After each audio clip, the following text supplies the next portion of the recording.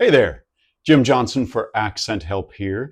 And I want to talk a little bit about an intonation element for a Boston accent, and then just a bit about how it can be applicable to some other accents as well. Because I'm always trying to add to your accent toolkit how you can build that out.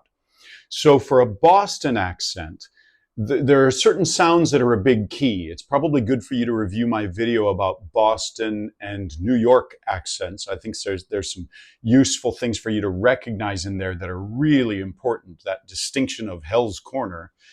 And another big thing with the Boston accent, and what I'm going to do is I want to start always with a super strong, over the top, stereotypical version of an accent. So an element in a Boston accent is this sort of heavy, like very heavy weighted.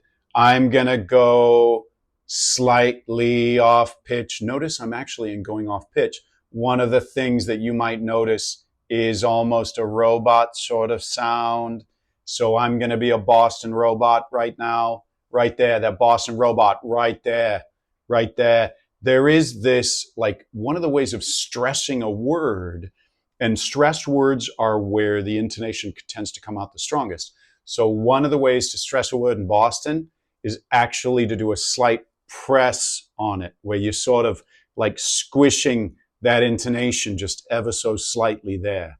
So there, for that Boston intonation, that heaviness of that right there, that's something that you can hear in a lot of other accents that oftentimes have other elements as well, but like a Northern Irish accent. So in Northern Ireland, oftentimes somebody, especially with a very strong Northern Irish accent, they'll do this slight off pitch with those words that you are stressing. So that slight off pitch quality is one of those things that's actually important for you to get, whether you're working on a Boston accent there, or whether you're working on a Northern Irish accent there, or there's a quality of this in like an Austrian accent. I am an Austrian robot, right? Arnold Schwarzenegger was really well cast as a robot. That pressure, that coming down, where it's another way I like to think of this is slightly off pitch. Like I'm coming in slightly under pitch. It's a slight flat note. Or sometimes it makes sense for people if I speak of it as it's a minor key that we're singing in. Sad songs are sung in a minor key. That's also why you might think of it as almost sounding like you're whining, right? So a whining sound is a little bit along the line of that there. So that same off pitch quality that you'll hear there, you'll hear it with Caribbean accents, that slight press on that. You'll hear it with a strong classic New York Jewish sound. That with a New York Jewish, what are you gonna do? What are you gonna do here with this accent?